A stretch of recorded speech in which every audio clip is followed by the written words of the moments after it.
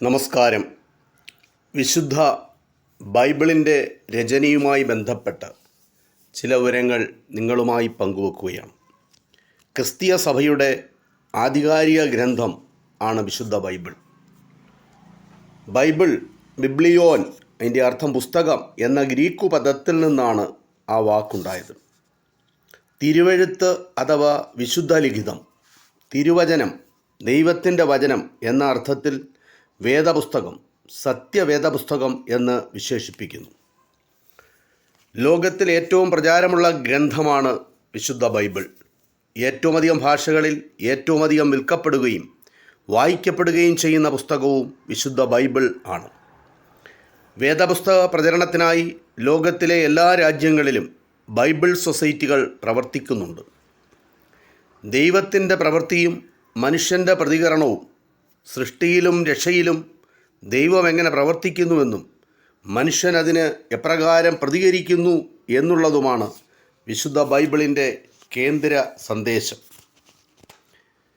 പല വ്യക്തികൾ വിവിധ കാലങ്ങളിൽ ദൈവം വെളിപ്പെടുത്തി കൊടുത്ത സത്യങ്ങൾ രേഖപ്പെടുത്തിയിരിക്കുന്നു വേദപുസ്തക രചനയിൽ. എഴുത്തുകാർ പലതരത്തിൽപ്പെട്ടവരാണ്.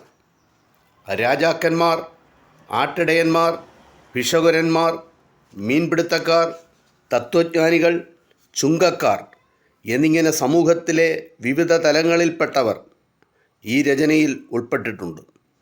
ഏതാണ്ട് 1600 വർഷങ്ങൾ കൊണ്ടാണ് ഈ കൃതികൾ മുഴുവൻ രചിക്കപ്പെട്ടത്. വേദപുസ്തകത്തിൻ്റെ പ്രധാന ഭാഷകൾ എബ്രായ ഭാഷയും ഗ്രീക്കു ഭാഷയിലുമാണ്. പ്രധാനമായി പഴയ നിയമം എബ്രായ ഭാഷയിലും പുതിയ നിയമം ഗ്രീക്ക് ഭാഷയിലുമാണ് രചിക്കപ്പെട്ടിട്ടുള്ളത്. പഴയ നിയമം, പുതിയ നിയമം എന്നു രണ്ട് ഭാഗങ്ങൾ നിയമം എന്നതിനേക്കാൾ മൂലപദത്തോട് കൂടുതൽ യോജിക്കുന്നത് ഉടമ്പടി എന്ന പദമാണ്. പഴയ ഉടമ്പടി യഹോവയും ഇസ്രായേലും തമ്മിലുള്ളതാണ്. പുതിയ ഉടമ്പടി യേശുക്രിസ്തുവും സഭയും തമ്മിലുള്ളതാണ്. ഈ രണ്ട് ഭാഗങ്ങളും തമ്മിൽ അഭേദ്യമായ ബന്ധമുണ്ട്. പുതിയ നിയമം പഴയതിൻ്റെ പൂർത്തീകരണമാണ്. പുതിയതിൻ്റെ അർത്ഥവും പ്രസക്തിയും ഗ്രഹിക്കാൻ പഴയത് അറിഞ്ഞിരിക്കുകയും വേണം. പഴയ നിയമഭാഗങ്ങളെ 3 ഭാഗങ്ങളായി തിരിച്ചിരിക്കുന്നു. അവ തോറ അഥവാ ന്യായപ്രമാണ ഗ്രന്ഥങ്ങൾ. മോശയുടെ 5 പുസ്തകങ്ങളാണ് ന്യായപ്രമാണ ഗ്രന്ഥങ്ങൾ: ഉൽപ്പത്തി, പുറപ്പാട്, ലേവ്യ, സംഖ്യ, ആവർത്തനം. രണ്ടാമത് നിബീം അഥവാ പ്രവചന ഗ്രന്ഥങ്ങൾ. ഇതിന് 2 ഭാഗങ്ങളുണ്ട്: ആദ്യകാല പ്രവാചകന്മാർ, പിൽക്കാല പ്രവാചകന്മാർ. മൂന്നാമത് കെത്തൂബീം അഥവാ തിരുവെഴുത്തുകൾ. ഇതിൽ സങ്കീർത്തനം, ശലോമോൻ്റെ ജ്ഞാനപുസ്തകങ്ങൾ, ഇയ്യോബ്, ദാനിയേൽ, ദിനവൃത്താന്തം തുടങ്ങിയവ ഉൾപ്പെടുന്നു. പഴയ നിയമം ഗ്രീക്കു പരിഭാഷയിലേക്ക് BC 3-ാം നൂറ്റാണ്ടിൽ അലക്സാണ്ട്രിയയിൽ വെച്ച് പരിഭാഷപ്പെടുത്തി. 70 പേർ ചേർന്ന് നടത്തിയ പരിഭാഷ ആയതുകൊണ്ട് 70 എന്ന അർത്ഥമുള്ള സെപ്റ്റുവിജൻറ്റ് എന്നറിയപ്പെടുന്നു. ഈ ഗ്രീക്കു പരിഭാഷയാണ് ആദിമ ക്രൈസ്തവ സഭ ഉപയോഗിച്ചു വന്നത്. അടുത്തത് ആരാമായ പരിഭാഷ. പാലസ്തീൻ നാട്ടിലുള്ള യഹൂദന്മാരുടെ വ്യവഹാര ഭാഷയായ അറമായ, അതായത് സുറിയാനി ഭാഷയിലേക്ക് സുനഗോഗുകളിൽ വായനകൾ പരിഭാഷപ്പെടുത്തി വായിച്ചു വന്നിരുന്നു.